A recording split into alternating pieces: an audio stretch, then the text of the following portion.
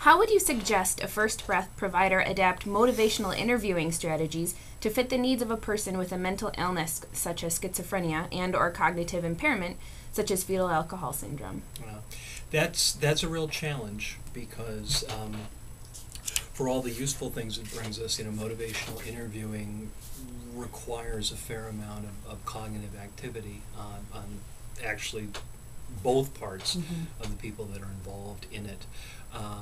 And that may not be playing to the strengths of some clients.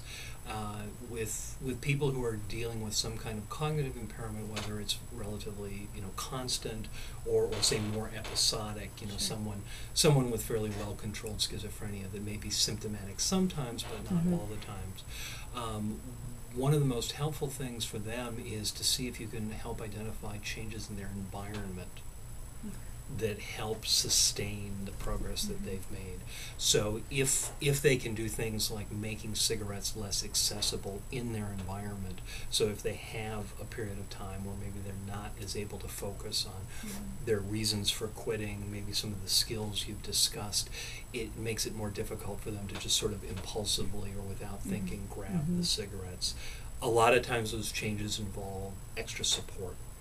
If they have other people in their lives, if they're living in some kind of a group situation where there are other people there can sort of help tide them over during that rough spot. That's one of the more helpful things. And the nice thing about it is it's more sustainable too, because you get those changes in place and then they sort of keep going to assist the person. Thank you.